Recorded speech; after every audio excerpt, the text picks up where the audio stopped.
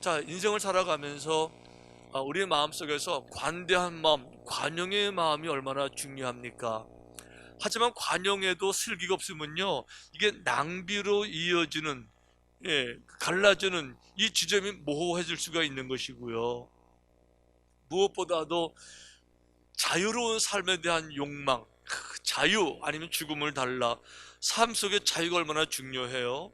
하지만 이 자유에도 슬기가 모자라게 되면 방종으로 그냥 넘어가게 되는 거거든요. 판단력이 얼마나 중요합니까? 판단력이 있어야 다른 사람들에게 속지 않고 살 수 있죠. 하지만 이 판단력을 너무 강조하다 보니까 그만 비판적인 성격이 고착에 대해서 아예 그냥 입만 열면 비판하는 이야기 얼마나 많이 또 있을 수 있어요. 자기를 중요하게 여기는 것 참 중요하지만 이게 또 슬기가 모자랄 것 같으면 이기심으로 변질될 수 있는 것이고요. 조심성 얼마나 중요해요. 하지만 이 조심성이 너무 많다 보게 되면, 분별이 안 되게 되면 두려움을 느끼는 사람으로, 소극적인 사람으로 될 수가 있는 거잖아요. 그러니까 이게 참 슬기라는 거 너무 필요한데, 이런 말씀 해드리는가 하면, 자, 오늘 솔로몬이 이제 그런 얘기를 하고 있어요. 정말 슬기롭게 판단해야 될 그런 문제. 그러니까 이 지나치면 안 되는 거, 거기까지가 좋은 건데, 이게 이제 길을 모르다 보니까, 정도를 모르다 보니까 지나쳐가는 거죠. 그러니까 그 우리말에도 그런 말 있잖아요. 과유불급이라고. 과하면은 모자란만 못하다, 이런 얘기 있는데 솔로몬이 바로 그 지점을 얘기하는 거예요. 그러니까 인생을 살아가면서 정말 슬기롭게 판단하고 분별해서 멈출 때 멈추고 끝날 때 끝나고 그래야 되는데, 이 분별이 안 되다 보니까 그냥 지나쳐서 낭패를 바라보는 그런 일들, 오늘 본문에 크게 네 가지로 솔로몬이 이제 소개하고 있어요. 자, 첫 번째 과유불급. 자, 첫 번째 과하면 안 될 게 뭔가 하면 지나치게 의인이 되지 말아라 라고 솔로몬이 권면합니다. 오늘 본문 16절에 보니까 이렇게 말해요. 지나치게 의인이 되지도 말며 지나치게 지혜자도 되지 말라. 어찌하여 스스로 패망하게 하겠느냐. 자, 그러니까 첫째는 뭔가 하면 지나치게 의인이 되지 말라는 거예요. 자, 여기 이제 우리의 일반적인 생각하고 여기서 이제 좀 문제가 생겨요. 우리의 일반적인 생각은 뭔가 하면 의인은 거룩한 거잖아요. 의인은 정말 의로운 일이고, 의라는 것은 성도들의 사명일 수도 있잖아요. 그러니까 당연히 공의를 추구해야 되고요. 잘못된 것 바로잡는 게 얼마나 중요해요. 성경에서도 우리 성도들이 의를 추구하는 사명에 대해서 우리를 빛이라고 불렀고 소금이라고 불렀어요. 그러니까 죄를 멀리하는 의로운 사명, 당연히 강조가 되어야 되는 거예요. 그런데 솔로몬이 여기서 말하는 지나치게 의인이 되지 말라, 이 말에서 이 의인을 이해하려면 그 앞절을 보면 이렇게 소개되어 있어요. 앞절에 이런 말이 나와요. 내 허무한 날을 사는 동안 내가 그 모든 일을 살펴보았더니 자기의 의로움에도 불구하고 멸망하는 의인이 있고 자기 악행에도 불구하고 장수하는 악인이 있으니, 이렇게 나와요. 자, 여기 보게 되면 자, 멸망하는 의인도 있고 또 악행을 하지만 장수하는 악인들도 있다. 근데 문제는 뭔가 하면 이 말을 하는 그 앞에 수식어가 중요한 건데 이런 말이 나오는 거예요. 자기의 의로움 중에서, 이런 말이 나오는 거예요. 그러니까 여기 나오는 그 장수하는 악인 혹은 이렇게 멸망하는 의인, 이 악이냐 의에 대한 판단이 뭔가 하면 객관적인 판단이 아니라 자기 생각에 그렇다는 거예요. 자기 생각에 자기의 의로움 중에서, 자기의 의로움 중에서 의라고 말했으니까 스스로 의롭다고 생각하는 거예요. 그러니까 어떤 사람들은요, 자기가 아무리 의롭다고 말해도 악한 사람도 있고, 어떤 사람은 자기가 악하다고 말해도 사실은 객관적으로 참 괜찮은 의로운 사람들도 있고. 예를 들어 말씀드리면 사도 바울은 자기가 죄인 중에 괴수라고 말했잖아요. 그러니까 자기 자신을 죄인 중에 괴수로 주관적인 해석을 하지만 남들 볼 땐 참 귀한 분도 있을 수 있는 것이고요. 어떤 사람들은 자신의 허물을 모르기 때문에 의롭다고 말하는 그런 사람들이 있잖아요. 그러니까 자기 스스로 의롭다고 생각하는 사람이 그 의를 가지고 나와서 지나치게 의를 이루려고 하지 말아라, 이런 말씀 지금 하고 계시는 거예요. 성경적으로 보게 되면 지나치게 의인이 되지 말아야 될 몇 가지 이유가 있습니다. 왜 그런가 하면요, 현실의 모든 삶이 절대로 의롭게 진행이 되지를 않아요. 현실이 의로운 게 정상이라고 생각하지만 사실 현실에 되어진 모든 모습은 의롭지 못한 일로 가득 차 있는데, 내가 의의 사신인 것처럼 의롭지 못한 거 눈에 띌 때마다 비판하고 정죄하고 막 핏발 세우고 소리 지르고 야단치고 책망할 것 같으면요, 인생에서 하루도 편하게 지낼 수가 없는 거예요. 자, 디모데 후서에 보게 되면 이 말세, 현실의 삶을 이렇게 설명합니다. 여러분, 제가 읽어드릴 텐데 다 공감하실 겁니다. 너는 이것을 알라, 말세에 고통하는 때가 이르러. 자, 마지막 시대를 설명하는 겁니다. 사람들이 자기를 사랑하며 돈을 사랑하며 자랑하며 교만하며 비방하며 부모를 거역하며 감사하지 아니하며 거룩하지 아니하며 무정하며 원통함을 풀지 아니하며 모함하며 절제하지 못하며 사나우며 선한 것을 좋아하지 아니하며 배신하며 조급하며 자만하며 쾌락 사랑하기를 하나님 사랑하는 것보다 더하며. 이게 현실이에요, 여러분. 이게. 그런데 우리들이 내가 조금 의롭다 그래서 눈에 띄는 것마다 비판하고 정죄하고 책망한다 그러면요, 하루도 살 수가 없어요. 왜? 모든 눈에 보이는 건 다 부조리잖아요. 여러분들은 모르세요? 현대 되어진 모든 일들을 바라보세요. 하루도 수십 번씩 막 화가 나고 혈기날 만한 일들이 얼마나 많이 있어요. 그때마다 내가 의로운 사람인 것처럼 막 정죄한다고 나설 것 같으면 솔로몬이 그거를 금하는 거예요. 또 한 가지, 우리가 완전한 의인이 되어서 의를 지나치게 추구하면 안 되는 이유가 왜 그런가 하면 어느 누구도 완전한 의인이 없기 때문에 그런 겁니다. 자, 사도 바울이 쓴 로마서에 이렇게 기록이 되어 있어요. 기록된 바 의인은 없나니 하나도 없으며. 의인은 없는데 한 명도 없다는 거예요. 이게 중요한 건 이것이 이미 성경에 기록된 바, 구약 성경은 당시 있었으니까 구약 성경에 기록이 되어졌습니다, 이런 뜻이잖아요. 제가 그래서 이 말이 어디 기록됐나 봤더니 솔로몬이 쓴 성경 전도서 7장 본문 여기에 기록되어 있더라고요. 이렇게 기록되어 있더라고요. 선을 행하고 전혀 죄를 범하지 아니하는 의인은 세상에 없기 때문이로다. 자, 선만 행하고요, 죄를 전혀 범하지 않는 의인은 세상에 전혀 없는 거예요. 한 명도 있을 수가 없는 거예요. 안 된다는 거죠. 안 되는 거예요. 자, 그러면 나 자신도 의로운 사람이 아니잖아요. 예를 들면 가늠하다 붙잡힌 여인 앞에 와서 내가 돌을 들고 왔어요. 막 정말 바로 잡아야 돼요. 주님 말씀하셨어요. 죄 없는 자가 먼저 돌로 치라. 그랬을 때 물론 나는 간음은 하지 않았을지도 모르겠어요. 하지만 간음죄만 죄입니까? 다른 건 죄가 아니에요. 뭐 거짓말하는 거, 도둑질하는 거, 착복하는 거, 훔치는 거, 뭐 이런 건 죄가 아니에요. 그러니까 내가 간음죄를 안 지었다 그래서 간음죄 지은 사람만 막 정죄하는 이런 오리를 범하지 말고, 너는 또 다른 죄가 내게 있으니까 죄는 마찬가지니까 같은 죄는 아니냐. 그러니까 같은 죄인 입장에서 의로운 척하면서 너무 의를 바로잡는다 그래서 지나치게 혈기 드러내면서 또 다른 악을 향하지 말아라. 아멘. 어떤 점에서 베드로가 3번 이렇게 주님 부인하면서 죄를 지었던 것은 베드로 성숙에 굉장히 도움이 됐던 것 같아요.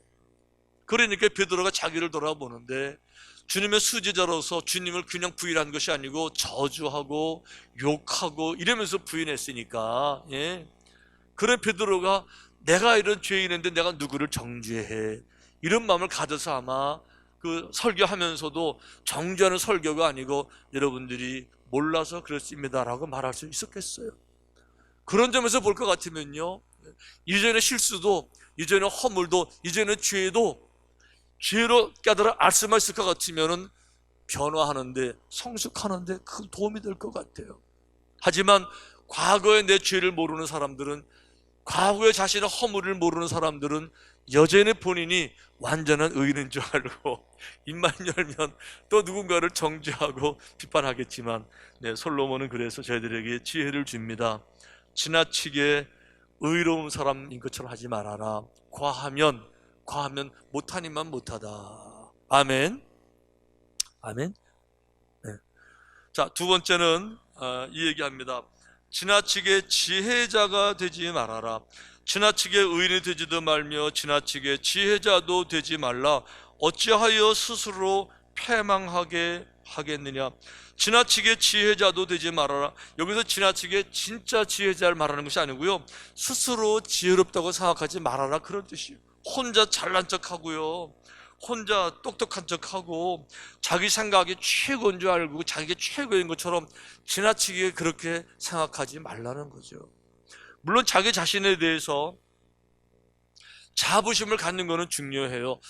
건전한 자존감은 참 중요한 겁니다. 하지만 건전한 자존감을 넘어서 지나치게 똑똑한 것처럼 착각하게 되면 자기 꾀에 자기가 넘어간다라고 하는 거죠.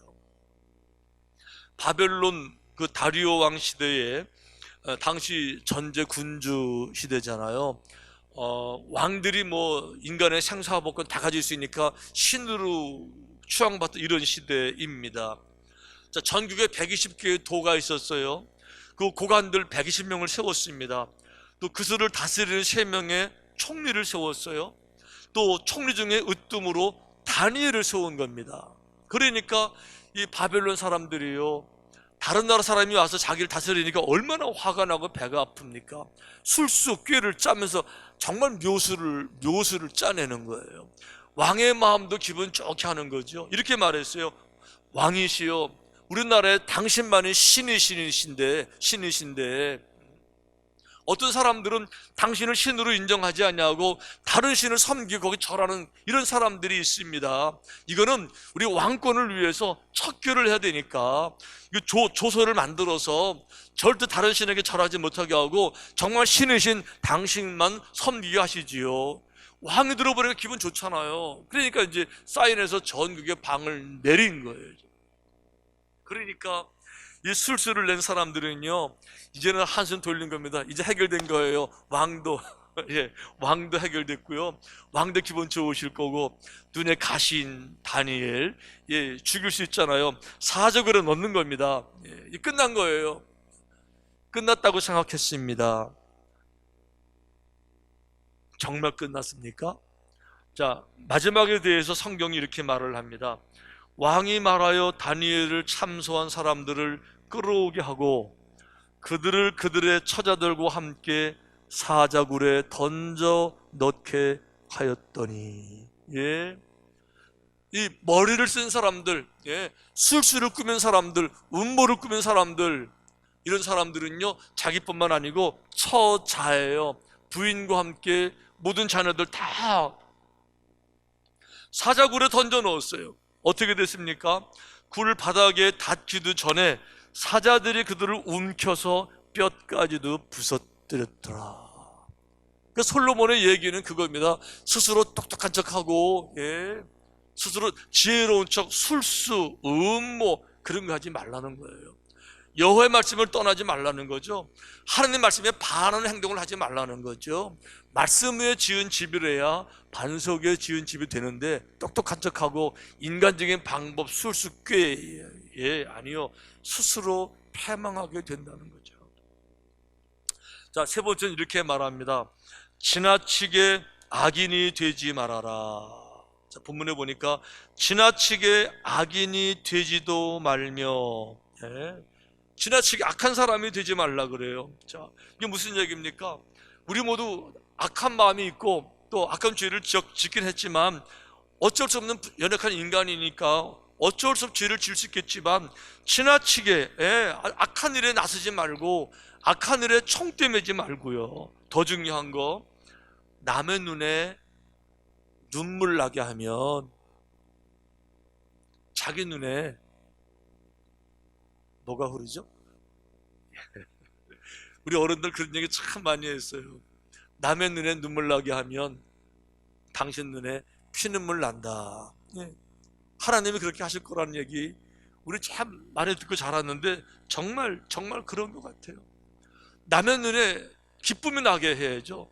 남이 막 기뻐하게 해야죠. 이게 축복의 통로잖아요.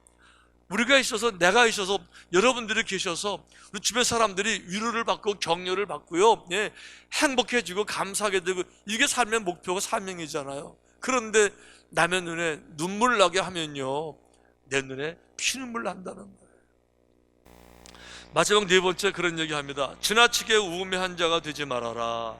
그러니까 지나치게 악인이 되지도 말며 지나치게 우매한 자가 되지도 말라. 어찌하여 기한 전에 죽으려느나. 이렇게 지나치게 악인이 되거나 지나치게 우매하게 되면요, 제명대로 못 살고 기한 전에 인생 끝나게 되고 만다, 이런 얘기해요.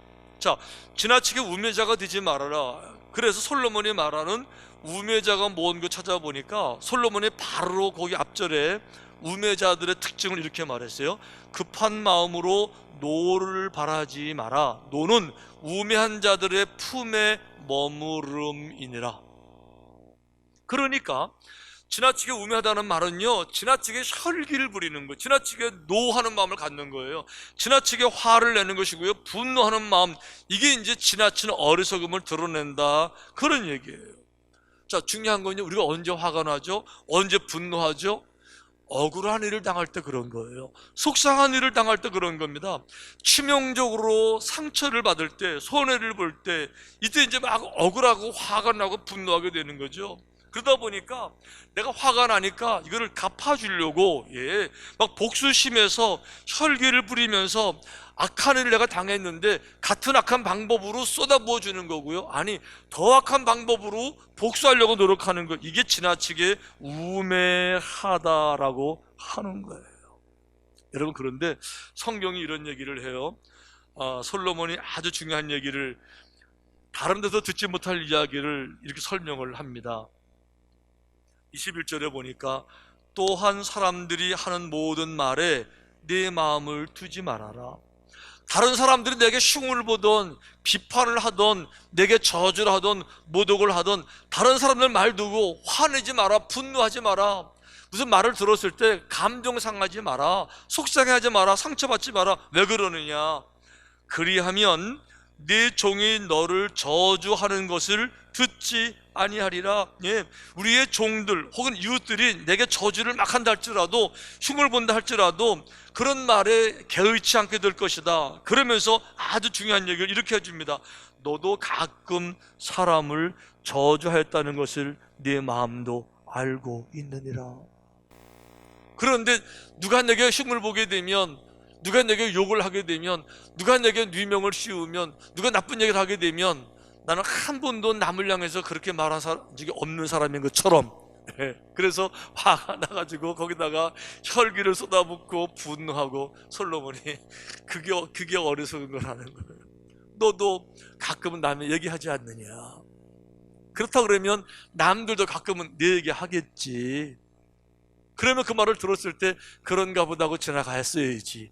그거를 가지고 뭐 사실인지 아니니 어쩌니 저쩌니 이렇게 화가 나가지고 둘러풀러 그러고 억울하다 그러고 혈기를 부리고, 이게 우매하다는 거죠. 그러니까 지나치게 그런 우매한 일을 범하지 말아라.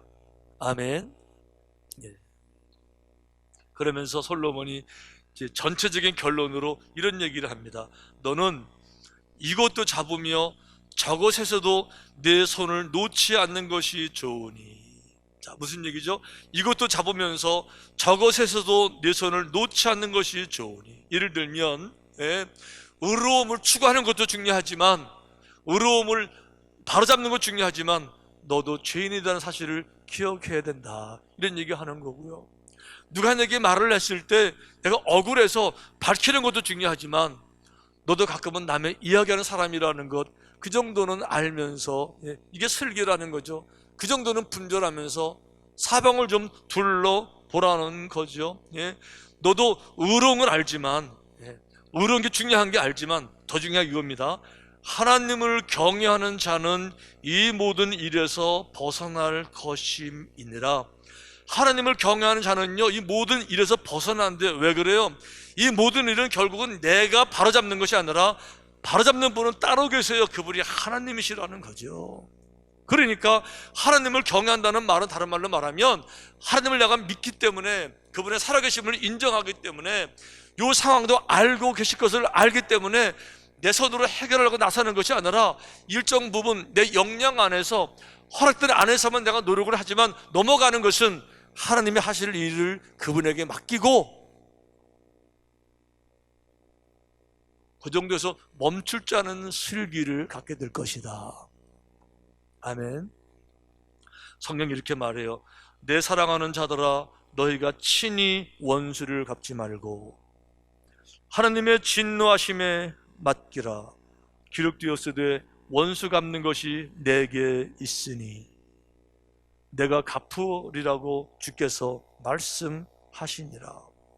그러니까 하나님을 경외한다는 그 말의 의미는 뭔가 하면, 하나님이 안 계시는 것처럼 내가 다 해야 된다고 나서서 지나치게 의의를 강조하고, 지나치게 바로 잡으려고 나서, 이것이 아니라 내가 할 수 있는 분량까지만, 내게 허락해 주신 거기까지만 최선을 다하지만, 그 넘어가는 것은, 지나치는 일은, 이 이상은 내 영역이 아니고 하나님의 일이시고 그분이 알고 계시고 보고 계실 테니까 그분이 하실 일까지 내가 나서서 다 해야 된다는 것이 아니라 그 정도에서 분별하는 지혜. 할렐루야. 와, 정말 너무너무 중요한, 정말 너무너무 중요한 지혜가 아닐 수가 없습니다. 바로 이런 마음들이 하나님을 경외하는 마음이라고 하는 거예요.